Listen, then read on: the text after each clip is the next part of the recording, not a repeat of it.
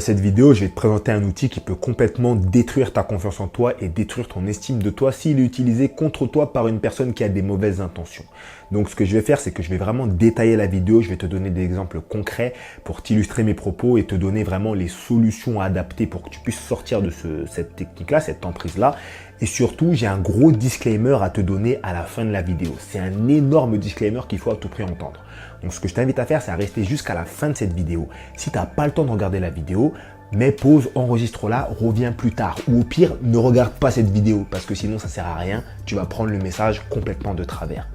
L'outil, la technique en question, c'est quoi? Mais moi, personnellement, je l'appelle la manipulation par conditionnement. Qu'est-ce que c'est que ce truc-là? Mais je vais te donner un exemple déjà pour t'illustrer mon propos. Comment est-ce que tu m'expliques qu'aujourd'hui, il y a des enfants de 5-6 ans qui arrivent à sortir des propos discriminatoires envers d'autres enfants de 5-6 ans d'une autre communauté? Eh bien, l'enfant, il a été conditionné à ça, à son insu. Comment est-ce qu'il a été conditionné à ça? Eh bien, c'est sûrement qu'un parent, un proche, des personnes de la famille avec qui il vit, avec qui il est très fréquemment, doit sortir des messages discriminatoires sur les personnes de cette communauté-là à longueur de journée, l'enfant a entendu ça, les a implémentés et pour lui, c'est devenu une sorte de norme. Voilà comment est-ce que ça fonctionne, la manipulation par conditionnement. Le truc qu'il faut bien comprendre, qu'il faut bien se dire, c'est que c'est pas parce qu'on est aujourd'hui des adultes qu'on n'est pas touché par le conditionnement. Et pour moi, si tu veux mon avis personnel, c'est parce qu'on est des adultes qu'on est encore plus touché par le conditionnement. Parce que quand tu es adulte, ben, tu as de l'ego et tu crois que toi, tu connais toutes les techniques de manipulation. Donc voilà, tu peux pas te faire avoir, etc., etc. Alors qu'il y a une phrase que je dis très souvent qui est que les personnes qui croient tout savoir sont souvent celles qui se font avoir sans le savoir. Et c'est comme ça, justement, qu'un manipulateur peut conditionner une personne à quelque chose. Donc du coup, sur quoi et comment est-ce qu'un manipulateur peut te conditionner à faire quelque chose de négatif? Ben, en fait, déjà, on peut te conditionner sur tout. Les sujets, ils sont super variés. On peut te conditionner à te voler de l'argent, à te soutirer de l'argent. On peut te conditionner à te faire du mal. On peut te conditionner à te tromper. On peut te conditionner à absolument tout. Donc maintenant, concrètement, comment est-ce qu'un manipulateur peut faire pour te conditionner? Je vais t'expliquer ça très simplement. Un manipulateur, il peut venir, il va rentrer dans ta vie. Vous allez commencer à avoir un feeling, vous allez bien discuter, vous allez vous mettre en relation, ça va très bien se passer. Et ce qu'il va faire, c'est qu'il va tout doucement te distiller des messages répétitifs, mais vraiment à petite dose, tu vois, sur des sujets négatifs, des actions négatives qu'il a fait dans son passé. Moi, par exemple, dans mon passé, j'avais une addiction au jeu, ça nous a mené à des problèmes d'argent. J'ai mis ma partenaire en galère, je suis arrivé au pont, j'ai carrément soutiré de l'argent à ma partenaire pour qu'on puisse en sortir. On était dans le mal, etc., etc. Moi, dans mon passé, j'ai fait beaucoup de mal. Dans mon passé, j'ai trompé beaucoup de personnes. J'ai vraiment fait pleurer beaucoup de gens. J'étais vraiment pas une bonne personne, etc., etc. Qui va te sortir ce genre de message-là tout doucement, et ça ne va pas s'arrêter qu'à sa propre expérience. Il peut aussi parler des expériences des personnes de sa famille, des expériences des personnes de son entourage, ses amis. Il peut aussi parler des people qu'il y a, l'actualité qu'il y a. Par exemple, une personne qui veut te conditionner à par la suite te soutirer de l'argent. Quand vous allez regarder le documentaire qui est sorti sur Netflix, là, l'arnaqueur de Tinder avec Simon Leveff, là, le gars qui a volé de l'argent aux femmes, là, ben, c'est un gars concrètement qui va venir et qui va dire, ou une femme, pardon, qui va dire: ah purée, mais Simon Leveff, t'as vu ce qu'il a fait, mais c'est un génie, etc., etc. C'est une personne qui va vraiment conditionner tout, enfin pas forcément toutes, mais énormément de vos conversations dans ton environnement. En fait, ce sera avoir des propos négatifs sur ses actions du passé sur lesquelles il veut te conditionner. Mais si cette personne ne te disait que ça ne fonctionnerait pas parce que tu n'entendrais que ça. Et à côté de ça, un manipulateur, il va faire quoi? Il va faire une action décisive qui est que, à côté de te sortir des propos négatifs, il va te montrer des actions positives. Et c'est là que tout le monde se fait avoir parce que la majorité des gens considèrent que les actions, c'est beaucoup plus important que les mots. Alors qu'en réalité, les actions et les mots, c'est quelque chose qui est au même niveau, qui se vaut. Les actions et les mots doivent aller dans le même sens. Et là, puisque les manipulateurs aussi savent ça, ce qu'ils vont faire, c'est qu'ils vont montrer des actions positives. Qu'est-ce que ça veut dire? Je te dis qu'avant, dans mon passé, je mettais ma partenaire en galère financièrement, je lui ai soutiré de l'argent, carrément, j'avais une addiction au jeu. À côté, je vais te montrer quoi? Ben, je vais te montrer que j'ai des finances clean maintenant. Je vais te montrer que je t'emmène dans des bons restos. Je vais te montrer que quand on va en vacances, on fait des trucs de ouf. Je vais te montrer que j'ai les possibilités d'aller en boîte, de sortir des grosses bouteilles, etc., etc. Parce que la majorité des gens va se dire, ben moi, pour moi, le plus important, c'est les actes. Donc moi, je vais regarder que les actes. Et petit à petit, comme ça, le message va s'installer dans le cerveau, mais sans que tu t'en rendes compte. Et tu t'en rendras pas compte jusqu'au jour où ça va arriver. Jusqu'au jour où cette personne va te soutirer de l'argent. Jusqu'au jour où cette personne va te tromper, va te faire du mal, etc., etc. Et à partir de ce moment-là, cette personne-là aura déjà son excuse toute faite.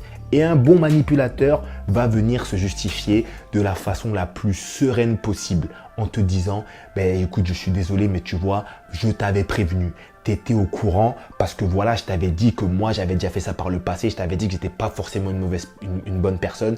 Je t'avais dit que mon entourage aussi n'était pas propice justement à ce que j'ai des bons comportements. Je t'avais parlé des expériences et des gens qui m'entourent. Au final, c'est mes amis, mais voilà, je sais que sur ce point-là, ça me met mal, etc., etc. » Et à ce moment-là, comment tu vas te sentir toi? Eh ouais, tu vas te sentir responsable du truc. Tu vas te sentir responsable parce que tu vas te dire « Purée, je savais, il y avait tous les signes et pire que les signes, il m'avait dit ou elle m'avait dit directement qu'il avait déjà fait ça plusieurs fois ou elle avait déjà fait ça plusieurs fois dans son passé. » Tu vas te sentir responsable, tu ne te feras plus confiance parce que tu te diras en fait c'est quelle décision que je prends. Donc limite, tu ne sauras même plus est-ce que tu devras rester dans cette relation, est-ce que tu dois partir de cette relation, est-ce que c'est ta faute, est-ce que c'est sa faute. Tu vas littéralement péter les plombs et tu ne sauras plus quoi faire. Tu n'auras plus aussi une bonne estime de toi-même. C'est comme ça que ça fonctionne la manipulation par conditionnement. Là, il y a certaines personnes qui doivent regarder la vidéo, qui doivent se dire « Oh ouais, mais bon, c'est facile, moi dans telle condition, j'aurais fait ci, j'aurais fait ça. » Mais ouais, c'est facile de s'en sortir quand on regarde une série télévisée ou quand on regarde un film. C'est super facile en fait de définir à l'avance le bon scénario. Mais quand on est dans la situation, quand on est impliqué émotionnellement, c'est complètement différent. Repense juste à tes dernières relations. Toi qui regardes cette vidéo, repense à tes dernières relations. Je suis sûr qu'il y a des choses que tu as fait dans tes dernières relations. Aujourd'hui, tu y penses, tu te dis, mais purée, pourquoi est-ce que moi j'ai fait ça en fait? Comment est-ce que moi j'ai fait ça? C'est normal, c'est juste que tu étais épris ou éprise émotionnellement et quand tu es amoureux ou amoureuse, forcément tu vas faire des actions que tu n'aurais pas forcément faites en temps normal. Donc c'est là-dedans que la manipulation par conditionnement, c'est quelque chose de très destructeur. Alors bien sûr, il y a certaines personnes qui seront plus fortes que d'autres et qui ne tomberont pas dans le panneau. Mais le piège, c'est de ne pas croire qu'on est plus fort que tout le monde et que nous, les situations ne vont jamais nous arriver. Parce qu'il y a beaucoup de personnes, tu leur fais ça, littéralement, ce qui va se passer, c'est qu'ils se sentiront responsables et ils ne sauront même pas quoi dire en fait. Ils ne se sentiront même pas légitimes à dire quelque chose parce que tous les faits étaient devant eux.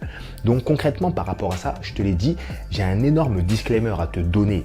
À la fin de la vidéo, je vais te le faire après parce que juste avant, je vais te donner les solutions à appliquer si tu veux éviter de te faire manipuler par conditionnement. La meilleure solution selon moi pour ne pas te faire manipuler par conditionnement, c'est tout simplement d'être réactif, de faire attention aux messages négatifs répétitifs. Dès que tu entends comme ça des messages négatifs à longueur de journée, dès que tu entends des messages qui se répètent 3 à 4 fois, il faut vraiment que tu sois attentif et le mieux, c'est de prendre les devants oralement.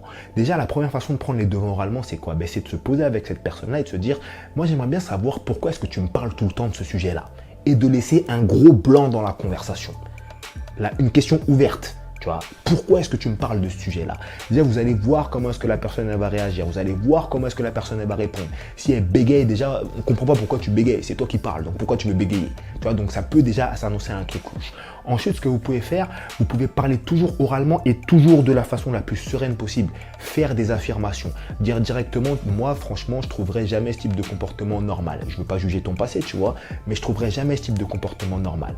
Dire encore une fois, moi, tu sais, si tu me fais ce genre de choses-là une seule fois dans la relation, c'est terminé directement. Voilà, je préfère te prévenir. Je ne vais pas te mettre la pression, mais je préfère te le dire directement. Et vous pouvez même aller plus loin. Ça, c'est pour moi le stade ultime. Le step ultime, c'est tout simplement de dire à cette personne-là, écoute, tu sais, moi, vraiment, je vois que tu me parles souvent de ce genre de sujet-là, que ce soit par rapport à ton expérience du passé, mais aussi par rapport à ton entourage, par rapport à ce qu'il y a dans le monde environnant, dans l'actualité. Moi, tu sais, pour moi, c'est des sujets qui sont négatifs, donc je ne veux pas en entendre parler. Je ne veux pas juger ton expérience dans la vie, tu l'as fait dans ton passé, je ne veux pas te juger, de toute façon, j'étais pas là, mais moi, tu vois, j'ai pas envie d'entendre parler de ces choses-là, donc j'aimerais bien qu'on arrête d'avoir ces sujets de conversation-là. Cette technique-là, elle est très très puissante. Pourquoi? Parce que s'il n'y a plus de répétition, en fait, il n'y a plus de conditionnement. Le conditionnement n'existe plus, en fait, tu vois. Et faire ces choses-là, ça va pouvoir te donner plusieurs possibilités. Pourquoi est-ce qu'on fait ça déjà? Premièrement, on fait ça pour mettre la pression à la personne.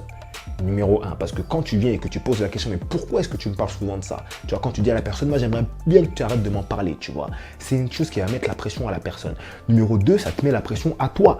Parce que tu t'es engagé vis-à-vis de cette personne à dire, si tu refais ça, moi, je me barre. Et c'est beaucoup plus facile de faire les choses quand on s'est engagé publiquement. L'engagement public, c'est l'un des leviers les plus puissants pour faire quelque chose, que lorsqu'on s'est juste engagé dans sa tête à le faire. Ensuite, numéro 3, vous allez pouvoir observer est-ce que les messages continuent de se répéter. Surtout si vous avez dit que vous voulez plus que cette personne-là continue d'envoyer des messages comme ça, des messages pas forcément texto, mais diffuser ce genre de messages-là, ce genre de paroles-là. Si le gars ou la meuf elle continue, c'est bizarre, tu vois. Bon, une fois, tu relances la personne, 2 fois, au bout de 3-4 fois, ça devient un petit peu louche. Et surtout, la chose la plus importante, c'est qu'après avoir fait ça, vous allez pouvoir rajouter cet élément-là à votre checklist anti-manipulation et vous allez pouvoir refaire tout le travail qui est à faire sur la checklist anti-manipulation et décider de ce que vous voulez faire par rapport à cet élément-là. Concrètement, la checklist anti-manipulation, qu'est-ce que c'est? En fait, si tu veux, la checklist anti-manipulation, c'est un outil que j'utilise avec les personnes que j'ai en coaching qui, si tu l'as fait correctement et si tu le respectes, tu ne peux plus te faire manipuler. Voilà, je ne peux pas te dire ça autrement. C'est un outil qui est là, qui est ton anti-manipulation personnalisée. C'est un outil qui est personnalisé. Chaque personne a une checklist anti-manipulation différente.